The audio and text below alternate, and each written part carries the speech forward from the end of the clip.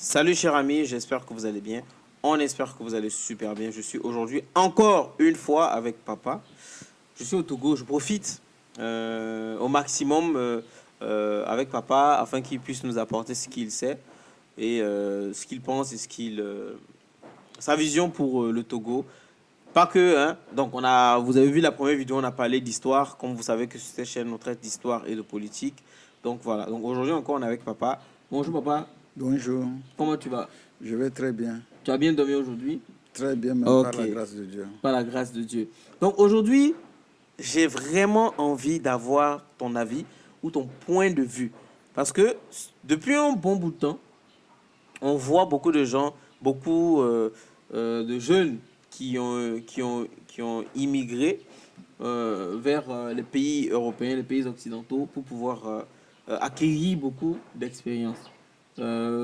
Notamment les étudiants, toutes ces personnes qui partent, mais qui finalement ne reviennent plus, qui restent, qui restent et qui deviennent soit français ou soit national du pays en question où ils sont, qui prennent la nationalité et qui travaillent là-bas, mais qui ne reviennent plus. Donc aujourd'hui, je sais qu'on en parle de la perte des cerveaux, des personnes qui quittent et qui normalement qui sont peut-être censées revenir apporter leurs connaissances au développement de l'Afrique. Parce qu'aujourd'hui, nous savons tous que l'Afrique, bon, parlons du Togo, on a besoin de beaucoup de gens, beaucoup de braves pour venir développer ce pays-là parce que rien n'a encore fait. Qu'est-ce que tu penses? Est-ce qu'aujourd'hui, c'est un gâchis? Tu penses que c'est un gâchis ou là où il y a l'opportunité, il faut que les gens restent?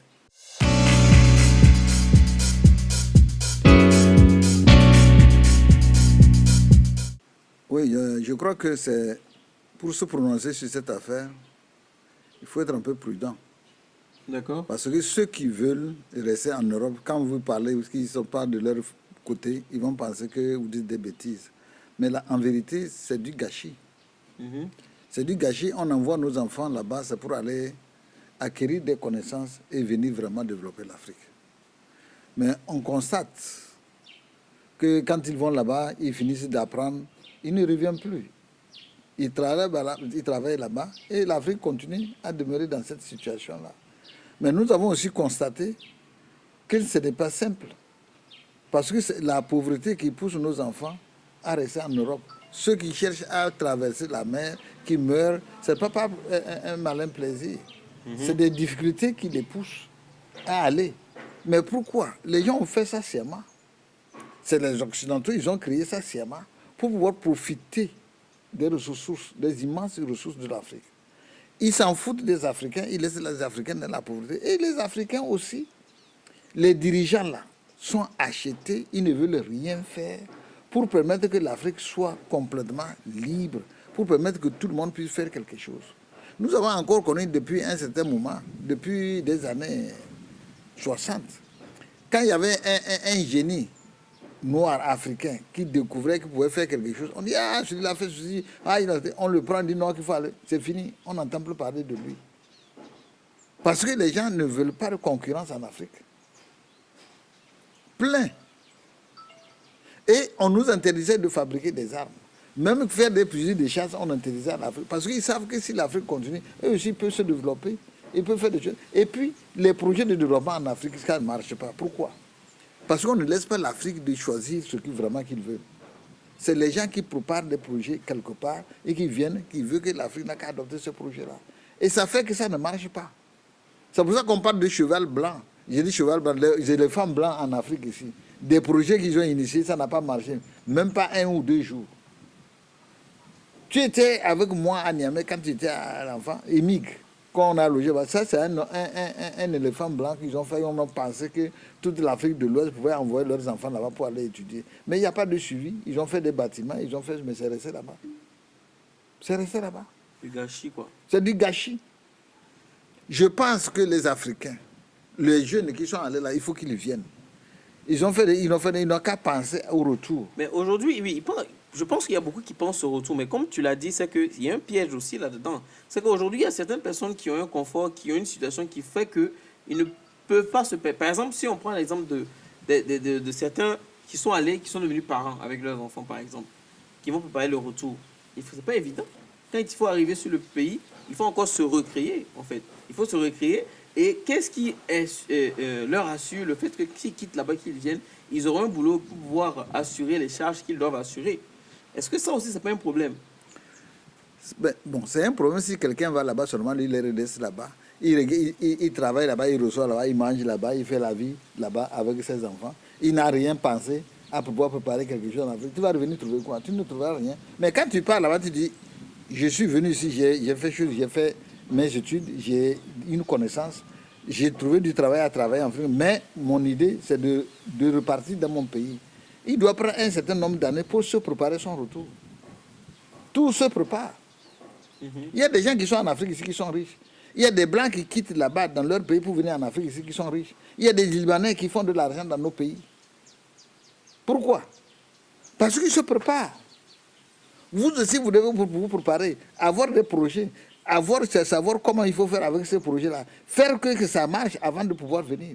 Et vous pouvez le faire si je dis, moi, je pars en Europe, j'ai fini, je vais travailler 5 ans, et puis après, vous économisez, vous préparez quelque chose, vous revenez. Il ne faut pas manger tout, faire le plaisir de tout ce que vous voulez, acheter des choses en Europe là-bas, et puis débarquer, venir s'asseoir. D'autres sont là-bas, ils ont de l'argent, ils ont femme, ils ont enfants. Ils n'ont même pas une maison ici. Tu vas revenir, tu vas aller habiter chez qui? Tu vas revenir pour aller louer une maison, tu viens avec une petite somme. Tu vas aller louer la maison quelque part, tu paies ça. Comment tu vas économiser? Tu n'as pas encore quelque chose. Et que tu vas commencer par... Ce n'est pas facile à ce moment-là. Tout se prépare. Tout se prépare. Quand quelqu'un va, il a une idée, il sait que moi, je vais me préparer, moi, je vais pas aller rester éternellement en Europe. Quand il part là, il sait ce qu'il fait.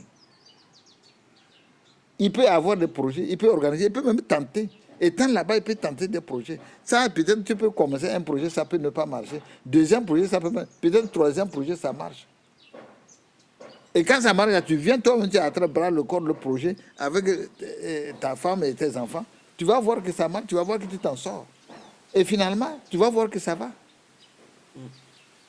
Maintenant, ce que je dis, en fait, c'est qu'il faut se préparer. Certes, Il faut se préparer. Je ne refuse pas. Mais il y a certaines personnes, peut-être, beaucoup de gens se plaignent. Je suis passé chez beaucoup d'anciens, de personnes âgées qui disent qu'il faudrait qu'aujourd'hui, que les jeunes en Afrique reviennent. Parce que, précisément au Togo, parce que pour eux, il y a beaucoup de choses à faire au Togo. Parce que l'Afrique, aujourd'hui, la croissance démographique de l'Afrique va évoluer et il n'y a rien qui est fait pour le moment. Donc, ce qu'il faut faire, c'est qu'il faut qu'ils reviennent pour pouvoir investir au pays. Il y a beaucoup de gens qui le disent, mais qui disent que c'est peut-être pas facile. Mais comme tu le dis, il y a beaucoup de gens qui ont quitté, qui sont venus et qui se sont fait une richesse. Il y a des Blancs, il y a des Européens, etc. Mais il y a certains Africains qui disent qu'eux, ils ne peuvent plus revenir en Afrique parce qu'ils n'auront plus cette habitude-là. Parce que, il y a des... comment dirais-je? Tout n'est pas vraiment fait, tout n'est pas adéquat comme au niveau de la santé, au niveau de questions, de beaucoup de choses, des trucs basiques, ils ne sont pas faits. Donc eux, ils ne vont plus revenir. Qu'est-ce que tu penses? Non, je pense que c'est pas bien. Parce que tout ça, là, c'est la volonté de l'homme qui fait tout. Les autres, là, ils ont travaillé dur pour développer leur pays. Vous pensez que quand ça a commencé chez eux, c'était comme ça? Ils ont travaillé dur pour développer leur pays. Les gens ont fait des sacrifices. Tout ce que vous allez trouver en Europe, c'est bien, ça, c'est bien, ça, c'est bien, ça, c'est bien, mais ça n'a pas été fait du jour au lendemain facilement. Nous aussi, là, nous les Africains, on a tout en Afrique ici. Pourquoi on ne peut pas travailler dur pour développer? Et ceux qui vont là-bas, qui ont déjà une culture, qui sont allés apprendre des choses déjà en Europe là-bas, pourquoi ils ne peuvent pas venir et puis essayer de faire quelque chose pour que les gens voient et que tout le monde se mette à se développer? Si vous pensez que c'est là-bas, tu es arrivé à trouver que les autres ont déjà développé leur maison. Toi, tu veux rester là-bas. Et toi, ta maison. Mais si la personne gagne ça, en fait, si... Et c'est parce que tu gagnes jamais, mais tu es toujours étranger. Mais le problème, c'est quoi? C'est qu'aujourd'hui, il y a une écrivaine qui disait une chose que un Togolais peut gagner sa vie en France, comme un Français peut gagner sa vie au Togo, comme un Sénégalais peut gagner sa vie en Russie. C'est la mondialisation. Aujourd'hui, quand tu as dit au départ que c'est fait exprès parce que les Occidentaux ou toutes ces personnes-là qui ne veulent pas que l'Afrique se développe. Ne veulent pas que l'Afrique se développe. Donc, ce qui fait qu'eux, ils gardent les personnes, les cerveaux chez eux pour développer eux leur pays et en plus se faire plus de richesses, puisque quand les gens restent, ils payent les impôts. Ce qui fait que... Mais est-ce que tu vas les en vouloir? Est-ce que eux, c'est pas parce qu'ils ont eu une opportunité, ils ont vu que c'est facile pour eux et qu'ils le font? Non. Je ne peux pas en vouloir les Européens. Hein. La vie, c'est une lutte, c'est un combat. Chacun cherche ses intérêts. S'ils peuvent brimer les autres et pouvoir développer chez eux, et pouvoir faire ce qu'ils sont bien, c'est bien, c'est une bonne guerre. Mais c'est nous qui devons comprendre. C'est nous les Africains de faire le contraire. C'est nous aussi de chercher à développer l'Afrique. Et nos enfants qui s'en vont pour se faire former doivent penser qu'il faut qu'ils reviennent pour se former. Mais il y a des gens qui, quand ils partent comme ça, ils oublient complètement. Ils ne pensent même plus à l'Afrique. Ils ne pensent même plus à l'Afrique.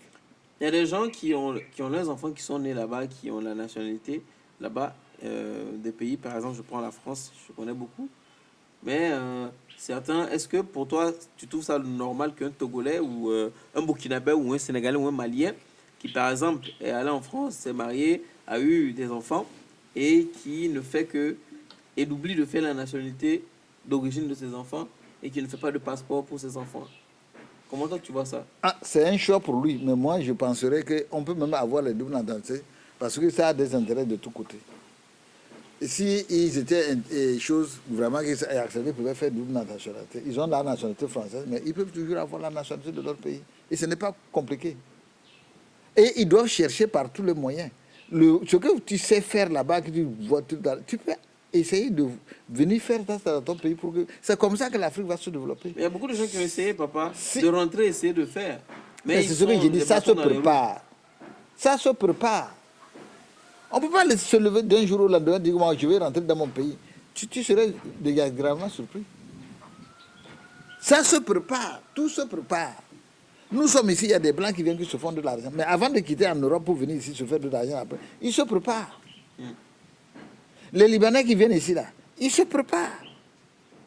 Ils ne sont pas seulement, ils viennent seulement. Toi qui es allé ailleurs, que tu as vu, prépare-toi pour revenir chez toi, pour ne sois plus malheureux. Mais que tu reviens chez toi, là, tu reviens chez toi, tu es bien. Parce que tu sais que tu vas confronter des choses à un certain moment, mais tu sais qu'à la longue, tu vas t'en sortir. Et tu vas donner tes conseils. Les gens te prendront pour exemple aussi. Mais si vous ne vous préparez pas, vous allez vous manger, vous allez vous lever un jour, je vais aller en Afrique, je vais développer. Tu ne peux rien faire. Tu serais directement surpris. Les gens se préparent avant de rentrer. Mais il faut forcément que les gens rentrent pour développer leur pays. Il faut que les gens rentrent. Nous sommes là aujourd'hui, il y a des Chinois qui viennent payer les terrains. Viennent payer des terres chez nous. Les Européens viennent payer les terres chez nous. Après tout, un jour, vous allez revenir chez vous maintenant là. Les gens vont s'accaparer. Ils vont encore développer, faire de l'agriculture dans nos pays là. Et puis ils vont vous employer, vous serez des employés. Les emplois, on va prendre nos frères, nos soeurs africains vont encore être employés pour exporter des choses encore qui vont aller vendre ailleurs. Et qui vont encore nous vendre. Alors que nous avons des ingénieurs, nous avons toutes sortes de têtes qui sont en Europe, pourquoi ne pas venir payer des terrains chez eux et fabriquer, faire quelque chose? L'élevage, on en a besoin. Pourquoi nous sommes aujourd'hui dans nous payons encore les poulets congelés venant d'ailleurs? Est-ce qu'on ne peut pas élever ici? Pourquoi nous sommes ici, nous payons encore des œufs venant d'ailleurs? Est-ce qu'on ne peut pas faire ça ici? Pourquoi nous sommes ici pour avoir de la protéine? Il faut encore payer du poisson venu d'ailleurs. Nous ne pouvons pas pêcher ici. Pourquoi? Il y a beaucoup de pourquoi. Et c'est à nous aujourd'hui la nouvelle génération. C'est à vous de donner à ces réponses-là. C'est vous la nouvelle génération de donner à ces réponses-là. Et quand vous allez en Europe, ne cherchez pas seulement moi je vais faire seulement la médecine, ou bien moi je vais faire seulement l'économie, ou moi tu vas faire, vous serez comme des milliers d'économistes et qui viennent que l'économie n'est pas démarrée. Vous allez faire quoi? Bon. Donc il faut travailler, c'est un travail à faire. Il va falloir que les gens apprennent autre chose. Mais aujourd'hui, est-ce que tu penses que quand on sait qu'aujourd'hui il y a une fièvre de la France-Afrique qui est en train les gens qui ne veulent plus, qui y a une coupure entre la France et l'Afrique, est-ce que tu penses qu'il faut qu'il y ait une coupure totale, ou est-ce que tu penses qu'aujourd'hui, est-ce que l'Afrique peut s'en sortir seule? L'Afrique peut s'en sortir seule. L'Afrique doit être fermée en autarcie? Non, on ne peut pas demander aucun pays de faire. Mais c'est-à-dire, quand je parle de l'Afrique doit se développer, peut s'en sortir seule, c'est que l'Afrique aussi peut travailler. Mais il ne faut pas que des décisions viennent d'ailleurs. France-Afrique, là, c'est ça. Même si vous voulez élire un président, il faut qu'il soit dedans.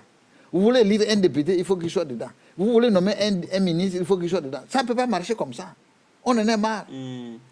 Il arrive des fois, même on organise des tueries fous, on tue les gens, mais on ferme les yeux là-dessus. Puisque l'intérêt de la France. Non. Et puis surtout, c'est la France qui fait ça. Il y en a des autres pays, c'est pas comme ça. Quand ils ont libéré, ils ont donné l'indépendance, Pourquoi eux? Pourquoi la France continue? Pourquoi on parle de France-Afrique aujourd'hui? La France, là, c'est un pays esclavagiste. Il veut toujours conserver l'Afrique comme esclave, d'une autre manière. Mais c'est ça alors, que nous la refusons. France, quand vous dites la France, c'est pas les Français. C'est pas la le- population française en tant que telle. C'est la politique française. C'est la politique française. Ceux-là, les dirigeants français, là. Et même des fois, un président français peut venir, mais il ne peut rien changer. Puisque c'est fait comme ça, quand on vient de, il faut aller là-bas. Hein. Pourquoi à chaque fois on ne veut même pas que les Le Pen là ne prennent le pouvoir? Parce que pour eux, l'Afrique aux Africains, l'Europe aux Européens. Mais parce qu'ils savent qu'ils se prennent, ils vont gâcher leur affaire. Et ils ne peuvent pas, puisque si on laisse totalement l'Afrique totalement libre, ils ne peuvent pas avoir la même Je pense que mission. même si on laisse Le Pen prendre le pouvoir, tu penses qu'ils laisseront l'Afrique? Je ne sais pas.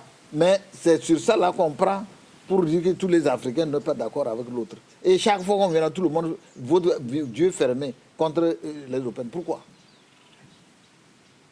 Pourquoi à chaque fois quand les élections, quand les gens ils sont en tête, mais après tout le monde s'aligne de l'autre côté là pour les faire tomber, pour ne pas gagner. Parce qu'on trouve que si ceux-là gagnent là, ils vont gâter leur politique. Et leur politique c'est quoi? C'est garder l'Afrique en esclavage. Les Africains travaillent, ils ont tout sur leur propre terre, ils ne peuvent pas se nourrir.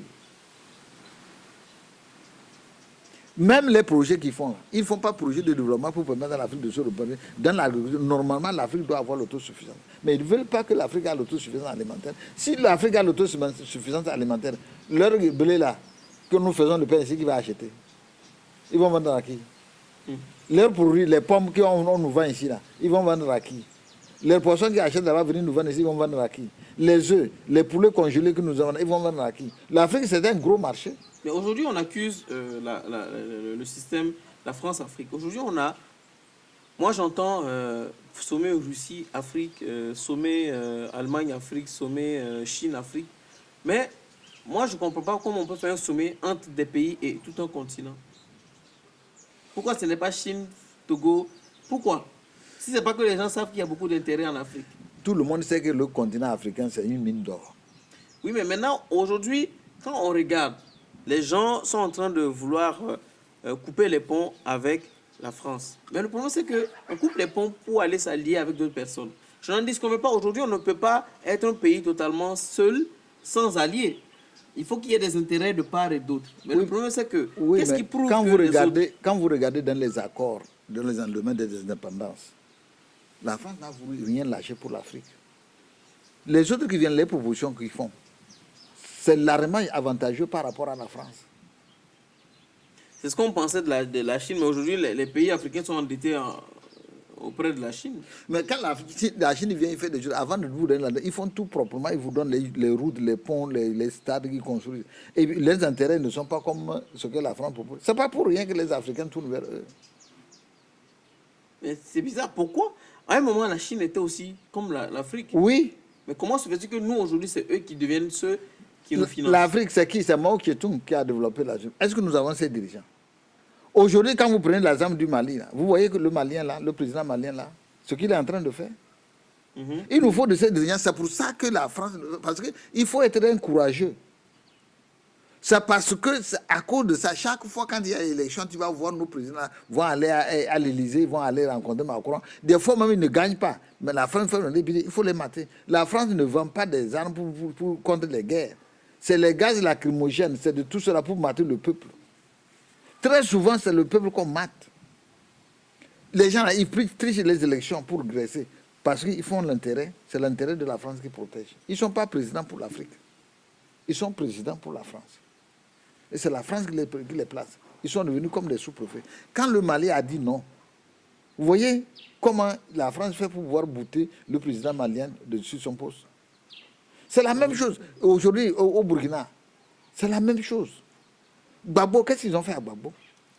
Ils ont fait la guerre, bien qu'on a demandé de recomptage parce que Gbagbo était sûr que c'est lui qui a gagné. Pourquoi ils ont refusé? Et ils ont fait le coup.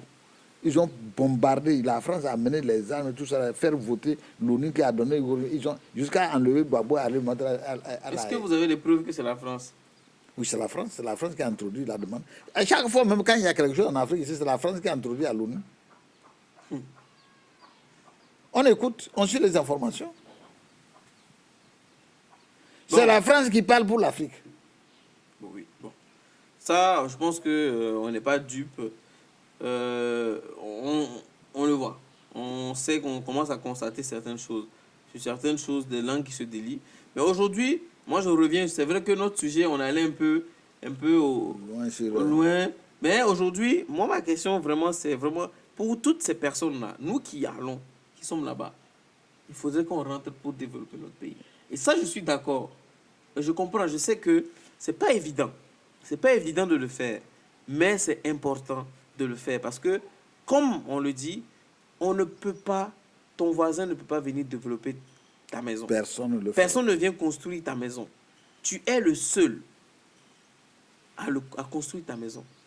Moi, j'admire ces pays occidentaux-là.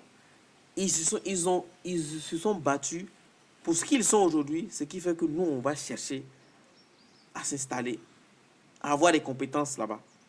Et c'est normal, on cherche tout ce qui est bien.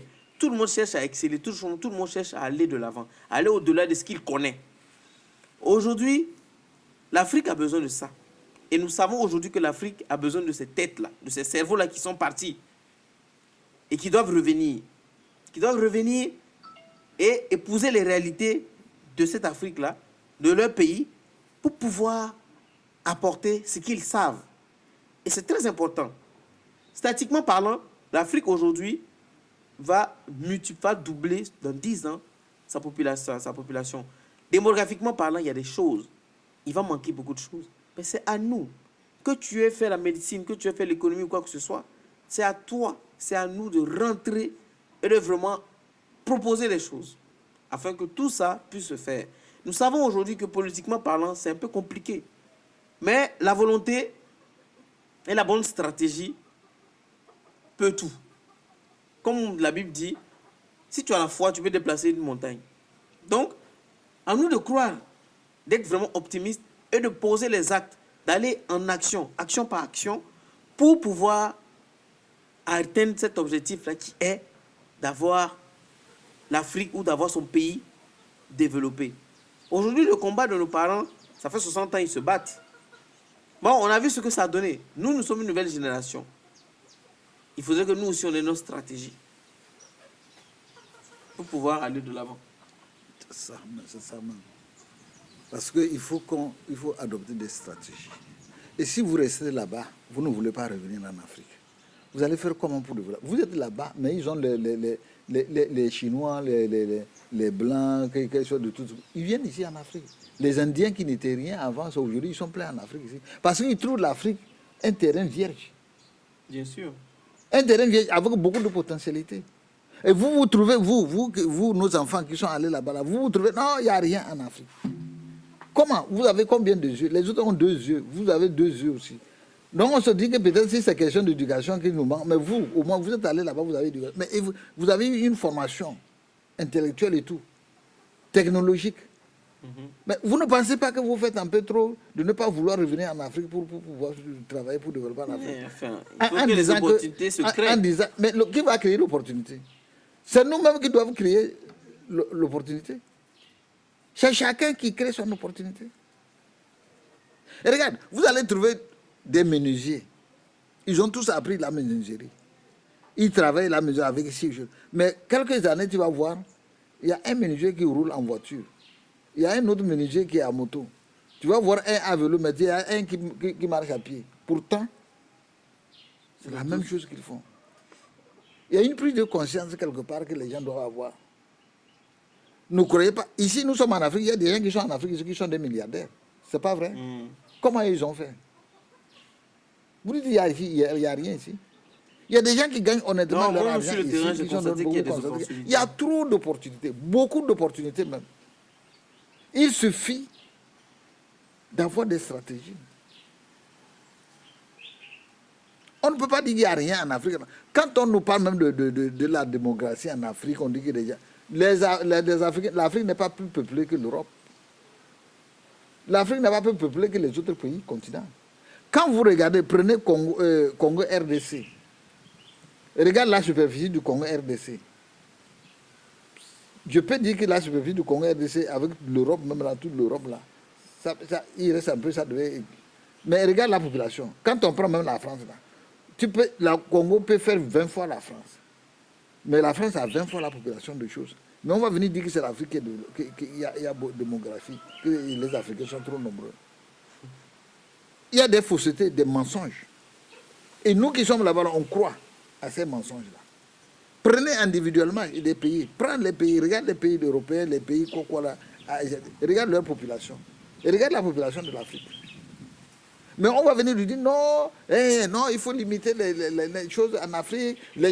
C'est au contraire. C'est qu'ils veulent que nous, là, qu'on n'a plus un grand homme là, et ils viennent prendre notre ressource pour nourrir leurs gens là-bas. Cette analyse-là, je ne l'avais pas vue comme ça, mais bon, ok. Oui. Et y a Jacques Chirac a dit quelque part que c'est l'Afrique qui vole, c'est ça que les Français mangent. Et l'Afrique qui vole depuis les années, c'est ça qui permet les Français d'être dans cette situation. C'est parce qu'ils sont en train de piller l'Afrique depuis. Sarkozy a dit la même chose. Vous êtes là-bas, vous ne pouvez pas, les diasporas sont là, ils ne peuvent pas revenir dans leur pays, surtout le Togo. Il y a un, Kofi Nyamnyan, nous a dit un jour à Ouaga, que les médecins gynécologues togolais qui sont à Paris et de ses environs sont plus nombreux que tous les médecins confondus qui sont au Togo. Hein? Oui. Pendant ce temps, il y a beaucoup...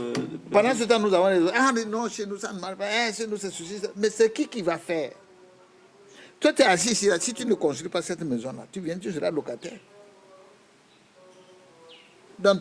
Chez toi. Dans ton propre pays. Est-ce que vous trouvez ça normal? Non. Même si tu vas venir, bon, c'est un an. Supposons que tu loues une maison à 200 000 francs par mois. Pendant un an. Ça fait combien? Ça fait 2 millions et quelques. 2 millions 400. Tu penses que si tu enlèves 2 millions tout de suite, si on prend 2 millions, on aura assez de briques, assez, comment on appelle ça, assez de fer pour monter l'étage. On aura assez de briques, assez de pour monter l'étage. Même si ce n'est pas totalement arrangé, tu es chez toi. Et l'économie que tu vas économiser là, ça fait tout. Mais on ne peut pas avoir. Moi, je vous le dis, la vérité, moi même si on me dit d'aller vivre en France, cadeau, ça ne m'intéresse pas. Bon. Il y a beaucoup à dire. En tout cas, ce sujet-là, c'est un sujet assez lourd. Il y a beaucoup à dire. Mais tout ce que je retiens, c'est qu'aujourd'hui, l'Afrique, c'est un continent où tout est à refaire. Tout est à refaire. Et c'est très important. Tout est à refaire et c'est à nous de le faire. Il n'y a personne qui viendra développer notre pays à notre place.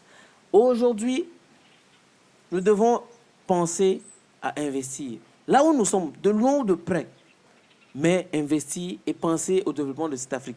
Demain, l'Afrique fera beaucoup de milliardaires. Les milliardaires de demain seront comptés en Afrique. Et déjà en Afrique, pour tous ces Africains qui ont peur de rentrer pour se faire des sous, aujourd'hui, nous avons des Européens, des Chinois, des Libanais, des Indiens, des Français, des Américains qui deviennent milliardaires en Afrique. Parce qu'ils ont compris, ils ont capté qu'il y a tout à faire. Donc, mes chers amis, c'était cette vidéo-là que nous avons fait avec papa. Et nous vous remercions pour toutes ces personnes qui sont restées jusqu'à la fin. Partagez au maximum autour de vous. Abonnez-vous, activez la cloche de notification pour nous donner de la force et surtout pour que les personnes puissent venir et s'abonner sur cette chaîne. Laissez des commentaires, donnez votre point de vue. On est preneur de tous les conseils. Merci et à la prochaine.